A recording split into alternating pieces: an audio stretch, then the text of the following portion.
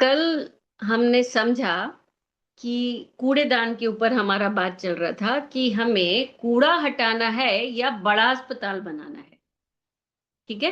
तो हम कल यहां से शुरू करेंगे अब कि कूड़े को हटाना है पर नहीं हटाना है तो भीतर है ना कूड़ा, वो नहीं हटाना है। तो ये कूड़ा जो हम बात कर रहे हैं, हमने सांकेतिक रूप में समझने के लिए समझा कि एक प्लॉट खाली है, वहां कूड़ा पड़ा है, बीमार हो रहे हैं। तो हम सबने, जो वहां के आसपास के लोग हैं, उन्होंने क्या निर्णय लिया कि हम अपना घर बेच देंगे, अपना मोहल्ला बेच देंगे और क्या करेंगे, एक अस्पताल बना लेंगे, लेकिन कूड़ा नहीं हटाएंगे।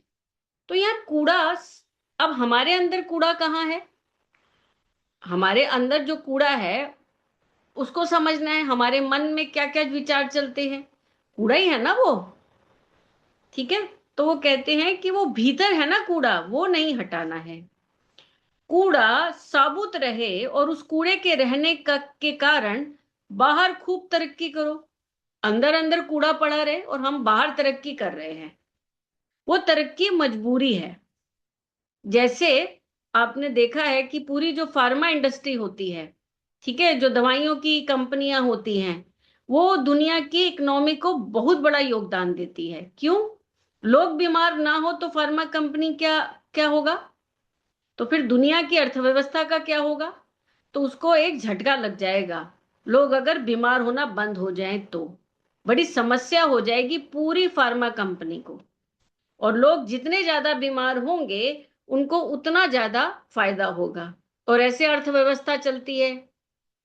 क्लियर? तो ये कोई बहुत बड़ा गौरव की बात नहीं है कि आप बहुत मेहनती आदमी हो। मेहनत बाद में आती है, ईमानदारी पहले आती है। ईमानदारी आपको वो जगह बताती है और वो दिशा बताएगी जिस जगह और दिशा मेहनत करनी चाहिए। कौन बताएगी? हमारी ईमानदारी। उसके बाद आप मेहनत कर रहे हैं, तब तो मेहनत में सार्थकता है, तब उस मेहनत का मूल्य है, तब उस मेहनत में गौरव है। समझ में आ रही है?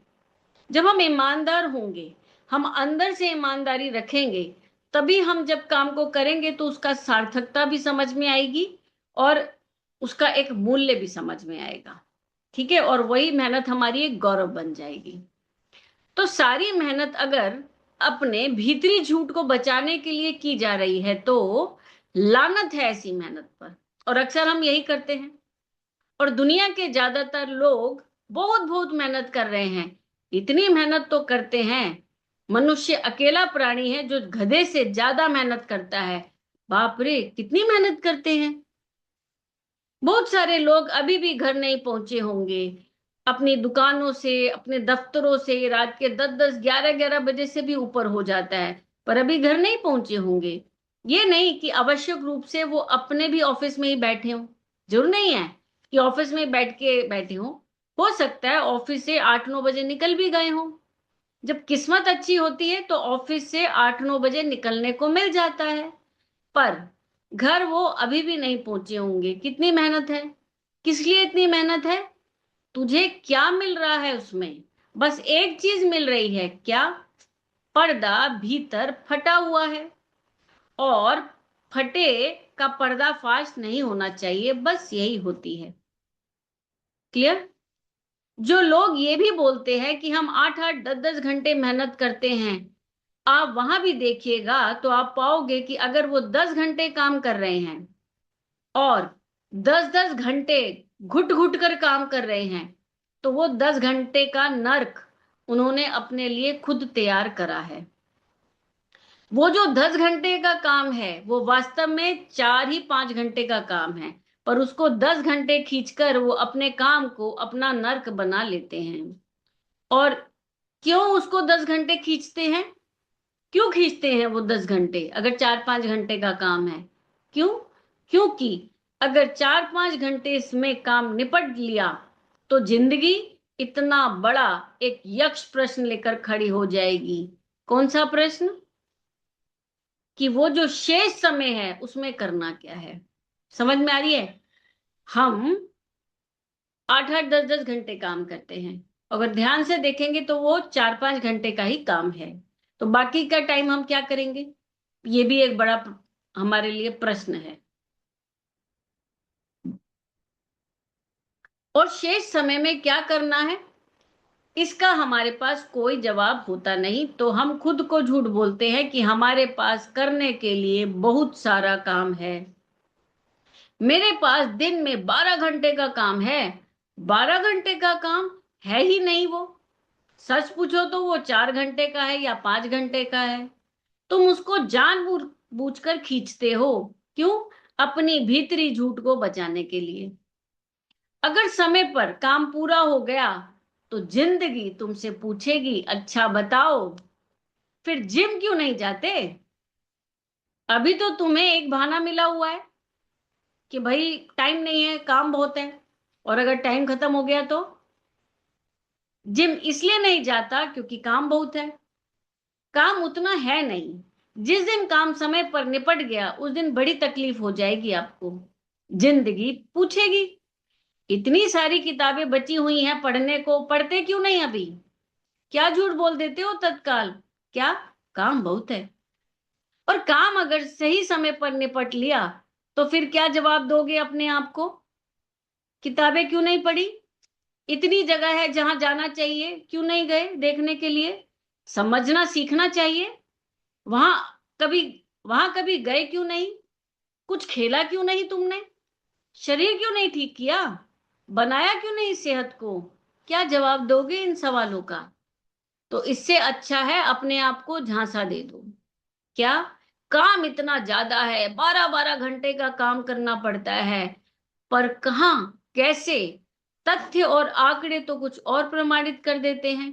तथ्य और आंकड़े मतलब हमारे सामने जो चीजें दिखती हैं वो हमारे सामने कुछ और प्रमाणित कर देती हैं। तो हमें उनको भी नहीं देखना है। मैं बोल रहा हूं ना, काम बहुत है तो है। बात समझ में आ रही है? तो फिर इसीलिए गैर जरूरी काम चालू होते हैं। ब्रिटेन में सर्वे हुआ था अभी पीछे, वहां पर लगभग 40% लोगों ने कहा वो खुद जानते हैं कि वो जो काम कर रहे हैं वो गैर जरूरी काम है, इंपॉर्टेंट नहीं है वो काम, बस ऐसे ही टाइम पास करने के लिए कर रहे हैं। वो काम बंद भी कर दिया जाए तो कोई बहुत फर्क नहीं पड़ना, पर वो काम हो रहा है। समझ रहे हैं? जब औद्योगिक क्रांति हुई थी तो उससे ये माना गया था कि अब इंसान को काम करने की जरूरत बहुत कम हो जाएगी। औद्योगिक क्रांति हमारी आई तो उन्होंने कहा कि हम ऐसी ऐसी मशीनें लेके आ रहे हैं तो इससे मनुष्य थोड़ा फ्री हो जाएगा, काम मेहनत मजदूरी कम करनी पड़ेगी। जो आपका खाली समय है वो बहुत बढ़ जाएगा क्योंकि काम कौन कर रहा है? मशीनें कर रही हैं। तो इंसान को अब आराम मिलेगा। तो हुआ क्या? उल्टा हुआ। फिर यही उम्मीद की गई कि जो हमारी इंफॉर्मेशन एक्सपोजर हुआ, हमारा सूचना विस्फोट हुआ, उसके बाद कि इंटरनेट और इंफॉर्मेशन टेक्नोलॉजी के बाद क्या हुआ? अब बहुत सारा काम जो था, वो अनावश्यक काम जो था, वो हमें लगा कि अब तो इंफॉर्मेशन टेक्नोलॉजी आ गई है तो ये हो जाएगा, तो आदमी को अब थोड़ा आराम मिलेगा। और अब उसके लगभग 20 वर्ष बाद वही उम्मीद की जा रही है। अब क्या आ गया? एआई आ गया, आर्टिफिशियल इंटेलिजेंसी, कि बहुत सारा काम वो कर लेगा। तो क्या होगा? आदमी अब आराम पाएगा। फिर आदमी को आराम लगने की बात हो रही है। ये हम जो उम्मीद कर रहे हैं ये हर बार झूठी साबित होती है। जो हम उम्मीद कर रहे हैं वो क्या उम्मीद कर रहे हैं? वो जो स्टीम इंजन नहीं पूरी कर पाया, हमारी इलेक्ट्रिसिटी नहीं पूरी कर पाई, हमारा इंटरनेट नहीं पूरा कर पाया, और अब एआई भी नहीं पूरी कर पाएगा। क्यों? क्योंकि हम काम इसलिए करते ही नहीं कि वो काम जरूरी है। अगर काम सचमुच जरूरी होता तब तो वो रोबोटिक्स के आने से हट जाता ना। भाई काम था, उतना ही काम था, जरूरी काम था, जरूरी था इसीलिए किया करते थे। अब मेरी मदद के लिए क्या आ गया? इलेक्ट्रॉनिक रोबो आ गया, और अब उसने मेरा काम ले लिया। तो अब मुझे क्या मिल गया? समय मिल गया। साहब, काम भी पूरा हो रहा है। जो प्रोडक्टिविटी आनी चाहिए चाहिए थी, मिल रही है, सब हो रहा है। और मेरे को खाली समय भी मिल गया, ठीक है, कोई दिक्कत नहीं। पर ऐसी नियत ही कहाँ है। काम हम इसलिए कर ही नहीं रहे कि काम जरूरी था। काम हम इसलिए कर रहे हैं क्योंकि बाहर का काम करके हमें भीतर से भागना था। भीतर से हमें भागना था, इसलिए बाहर काम कर रहे हैं। बाहर 12-12 घंटे काम करना इसलिए जरूरी था ताकि भीतर की ओर देखने के लिए एक भी घंटा मिले ही नहीं। तो बाहर ही काम करो, थक जाओ, इतना देखना ही ना पड़े। तो रोबो आ जाए कि कोई और आ जाए, साक्षात परमपिता परमेश्वर ही उतर पड़े, हम तब भी 12-14 घंटे काम करने को मजबूर रहेंगे। नहीं किया काम तो हम मर जाएंगे, खाली समय बिता नहीं पाएंगे, पागल हो जाएंगे। अपना अंतर्नाद सुनना पड़ेगा, भीतरी बर्दाश्त नहीं होगा। अभी तो अपने आप को बहलाए फुसलाए रहते हैं हम कि काम है, काम कर रहे हैं भाई। तो जिस आदमी को देखो कि वो अपना काम पूरा करना चाहता ही नहीं है, जिस भी आदमी को देखो, जान लो वो गहरे भीतरी झूठ में ही जी रहा है। आपको अगर भीतर बहुत बेईमानी आदमी की तलाश करनी हो तो उस आदमी को देखना है जो 4 घंटे का काम 14 घंटे में करता है। ये ऐसा प्रदर्शित करना चाहता है जैसे सारी समस्या बाहर है। ये दिखाना चाहता है कि भीतर तो सब ठीक ठाक है। और अगर समय मिल गया तो भीतर देखने को मजबूर हो जाओगे ना। तो ये अपने आप को समय देता ही नहीं है। कौन? हम मनुष्य, हम इंसान, हम नहीं देते अपने आप को समय। इसकी जिंदगी की पहचान होगी कि ये अपने काम में हर समय घुसा रहता होगा। इसका काम कभी पूरा नहीं होता होगा। इसके काम की गुणवत्ता भी बहुत ही औसत सी रही होगी, बड़ी मामूली सी। काम के अलावा इसकी जिंदगी में कुछ होता नहीं होगा। सेहत, स्वास्थ्य, पढ़ाई लिखाई, भ्रमण करना, कुछ नहीं किया, कुछ भी नहीं किया इसने। जिसको आप कहो क्वालिटी ऑफ लाइफ, वो इसकी जीरो होगी बिल्कुल। और इसका काम भी बाहर कभी पूरा होता नहीं होगा। और जब बाहर काम पूरा नहीं होता होगा तो ये पूरा दोष किसको देता होगा? ये बाहर की दुनिया इतनी जालिम है, इतना शोषण होता है, काम नहीं पूरा होता। बस क्या कहे, कितना काम है? काम बहुत है। काम बहुत है या बेईमानी बहुत है? काम ज्यादा है या काम पूरा ना करने की ठान रखी है? आप क्या सोचते हो? आदमी परेशान हो जाता है जब काम बहुत ज्यादा होता है? नहीं, काम का ज्यादा होना एक तल की परेशानी हो सकती है, पर बड़ी से बड़ी परेशानी क्या है कि काम पूरा हो गया तो अब क्या करूं, अब क्या करूं। जीवन की निरर्थकता सामने खड़ी हो जाती है। क्या करूं, किधर को देखूं, कहाँ जाऊं। तो एकदम जीवन निरासार लगता है, खाली लगता है, सूना बंजर, एकदम जीवन शमशान जैसा लगता है। अब क्या करूं? समझ रहे हैं कितनी बड़ी प्रॉब्लम है मनुष्यों के साथ। काम पूरा नहीं हुआ है अभी। कौन कह रहा है काम पूरा हो गया? कौन कह रहा है? रिसर्च बताती है, रिसर्च कहती है कि लास्ट माइल कनेक्टिविटी का सिद्धांत, वो सिद्धांत क्या है? वो कहता है कि आखिरी का जैसे हमारा काम है, अभी समझाती हूं मैं। आखिरी का जो 5% काम रहता है, होता है, वो बहुत ज्यादा समय लेता है। बोलते हैं लास्ट माइल चलना बहुत मुश्किल होता है। जैसे कहीं पे आप अभी बात करते हैं, लास्ट माइल मतलब आखिरी क्षण, आखिरी का समय बहुत मुश्किल होता है चलना। आप एक एग्जांपल लेते हैं, लास्ट माइल कनेक्टिविटी, टेलीकॉम के ऊपर, दूरसंचार, है ना? या इलेक्ट्रिसिटी में भी हम बात कर सकते हैं, बिजली के बारे में। कि मान लीजिए आपने पावर प्लांट में बिजली का उत्पादन भी कर लिया। मान लो वहां दूर बदरपुर में पावर लगा है, वहां उत्पादन हो गया और वहां से आप खींच भी देंगे पूरा ट्रांसमिशन। तो भी जो सबसे मुश्किल काम होगा वो होता है कि बिल्कुल खंबे से उपभोक्ता के घर तक बिजली पहुंचाना।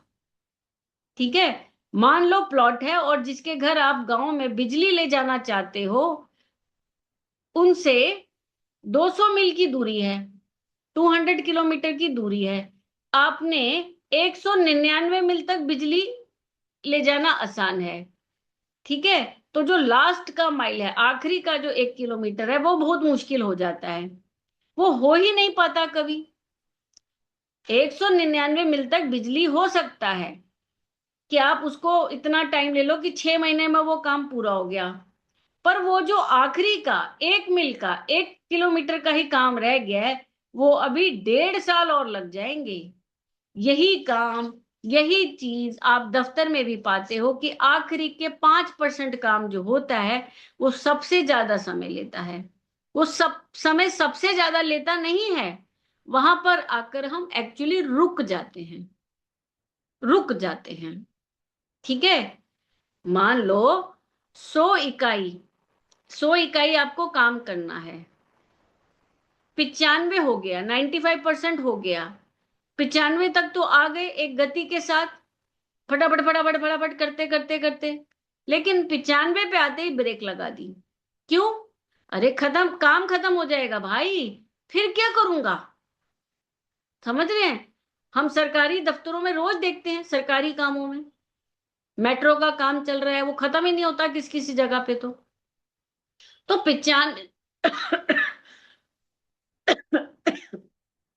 तो 95 पर आकर रुक जाओ। आप उससे आकर पूछेंगे कितनी देर का काम बचा है, आप 6 बजे जाकर पूछेंगे तो वो कहेगा काम तो सारा निपट गया, बस 5 मिनट का बचा है। ठीक है भाई, बहुत बढ़िया बात है। आप 8:30 बजे जाओगे, वो अभी भी बैठा होगा, आप कहेंगे 6 बजे तूने कहा था 5 मिनट का बचा है, तो अभी भी क्यों बैठा है? उसके पास कोई जवाब नहीं होगा। जवाब इसलिए नहीं है क्योंकि आत्मज्ञान नहीं है। बात ये नहीं है कि काम ज्यादा था, बात ये है कि काम अगर निपट गया तो जियोगे कैसे? बात समझ में आ रही है? काम अगर निपट गया तो जिंदगी में कुछ सार्थक करना पड़ेगा, और जिंदगी में अगर कुछ सार्थक करना है तो अपनी आदत को और अहंकार को चुनौती देनी पड़ेगी, वो नहीं देनी हमें। इससे कहीं अच्छा है कि बाहर के काम में मेहनत करते रहो करते रहो करते रहो, 5 मिनट का काम है लेकिन 6 बजे से 8:30 बजे तक हम बैठे हुए हैं। इतनी घिस गई कुर्सी, इतनी कुर्सी घिस गई कि कुर्सी में आग लग गई। अरे उठ जाओ, हो गया, क्या कर रहे हो? समझ रहे हो? तो यहीं पर जो हमारी कहानी है, इसमें भी अब ये पिताजी हैं और नचिकेता के, एक लोक की बात यहां पर नचिकेता ने करी है। वो लोग कोई बाहर का लोक नहीं है, किसी और दुनिया की बात नहीं कर रहे। नचिकेता कह रहे हैं ये जो आप कर रहे हो ना पिताजी, इसमें भीतर बड़ी आनंदहीन अवस्था होती है। आनंदहीन का मतलब है अंदर कोई खुशी नहीं है, भीतर कोई खुशी नहीं रहती। और इसी कारण नचिकेता पिता को आगे सावधान करेंगे।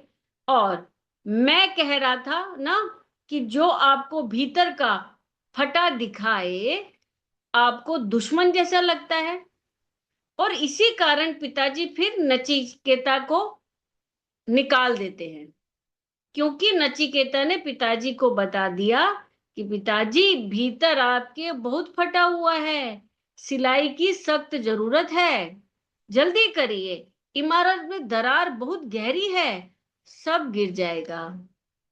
तो एकदम समस्या पर उंगली रख दी नचिकेता ने।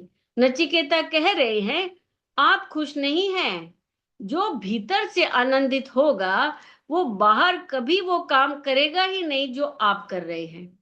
तो अब बात समझ में आ रही है भीतर और बाहर की, ये भीतर क्या है और बाहर क्या है।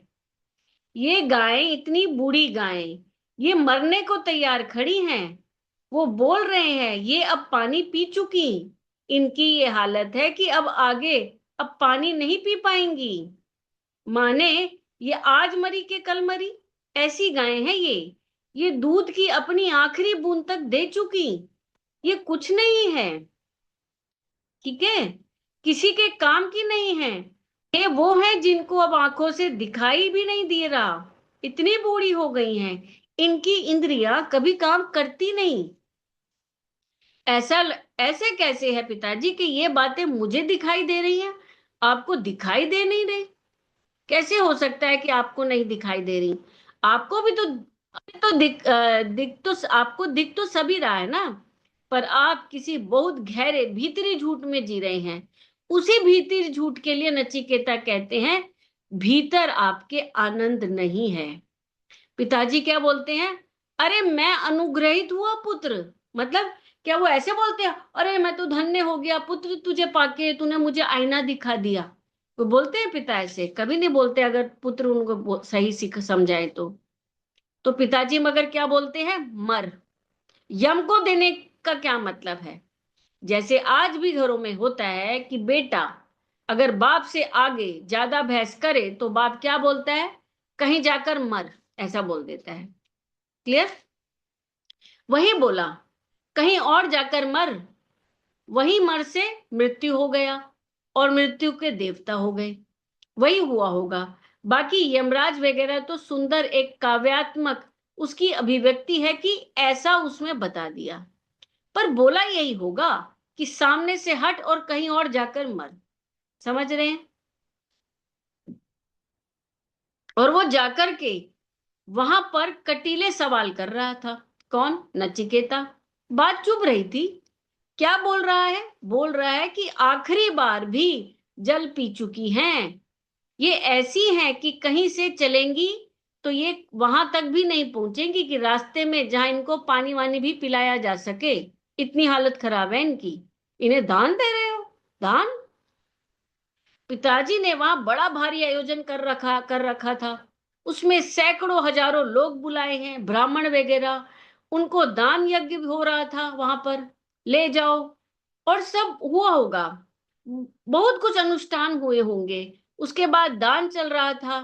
अब ये वहां लड़का घूम रहा है और ये सब देख रहा है। लड़कों को बड़ा मजा आता है इस तरीके की चीजें घर में हो रही हो तो। वो एकदम फुदक फुदक कर देखते हैं। भीड़ लगी है, कुछ नई चीजें हो रही हैं। अच्छा, क्या हुआ? ये क्या है? आग आग काहे के लिए जलाई है? ये मंत्र क्या बोला अभी अभी आपने? आप लोगों ने भी करा होगा ना? वैसे ही नचिकेता भी वहां पे कर रहा है। और जब अनुष्ठान पूरा हो गया तो फिर क्या हुआ कि अब आप लोग आए हैं सब, जैसे कहीं हम कहीं जाएं, चलिए आप लोगों को अब क्या करते हैं, गिफ्ट दिए जाएंगे।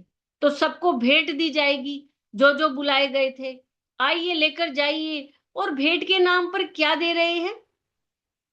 ऐसी मरणसन गाय दे दी।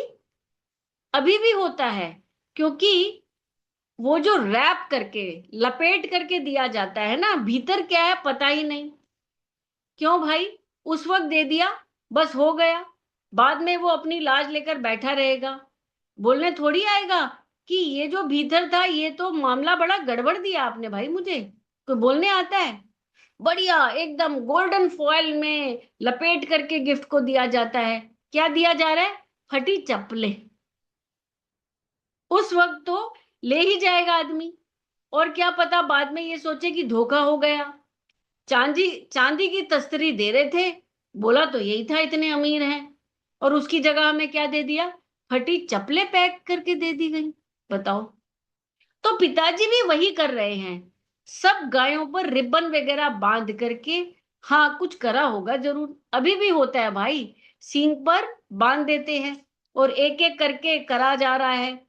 वो वहां पर ऐसे खड़ा हुआ है लड़का, ऐसे देख रहा है चल क्या रहा है। ये पिताजी हंसते हुए, और नचिकेता ने संबंध पकड़ लिया। कह रहा है बाहर अगर ये हो रहा है तो भीतर वो जगह है जहां खुशियां कभी नहीं होती। यही बात पिताजी को चुभ गई। बात समझ में आ रही है? क्या कह रहे हैं? कह रहे कि ये जल पी चुकी हैं, अब ये पानी भी पीने लायक नहीं बची हैं गायें। माने इनकी अवस्था एकदम ही खत्म हो चुकी है। पानी भी नहीं पीती और घास भी नहीं खाने वाली। दूध तो इनका कब का सूख गया, इनको अब दिखाई भी नहीं देता। इनकी जो कामेंद्रियां हैं, माने चल भी नहीं पा रही हैं, इनकी टांगे भी खराब हो चुकी हैं। एकदम ही ढीली हो गई हैं गायें। तो ऐसे मरणसन गायों को देने वाले हैं लोग। तो जो तो ये सब प्रकार के सुखों से रिक्त लोक में जीते हैं। कौन? ऐसे लोग जो दे रहे हैं ऐसी गायें, इनके अंदर भीतर सुख है ही नहीं, रिक्त है, खाली पड़ा हुआ है। समझ रहे हैं? वो ऐसे लोकों में जीते हैं जहां आनंद की कोई संभावना नहीं। बहुत से ऐसे लोग होते हैं ना, सड़े ही रहते हैं, चिड़चिड़ चिड़चिड़ करते रहते हैं अंदर से। इसका मतलब ये नहीं है कि वो मरने के बाद कहीं किसी ऐसे नरक को जाएंगे जहां कोई सुख नहीं है या दुख मिलेगा, बस ऐसा नहीं है। इसी यही है सुख दुख। ये जो भीतर में अंदर घुटन है यही नरक है। और वहां कोई कोड़े वगैरह मारे जाएंगे, ये सब नहीं है। इसका मतलब है कि तुम अगर ये कभी कर रहे हो, तुम अभी ही आनंद से बहुत रिक्त हो। समझ में आ रहा है? आनंद से रिक्त हो। क्लियर? तो बाहरी काम भीतरी खालीपन की भरपाई नहीं कर पाएगा, नहीं कर पाएगा। और जब आप भीतर से आनंदित होते हैं, भीतर का आनंद बाहर का काम बन जाता है। वो काम फिर बोझ की तरह नहीं होता। समझ रहे हैं? फिर वो काम मतलब एक अलग ही सुख देता हुआ लगता है। तो बाकी कल पढ़ेंगे।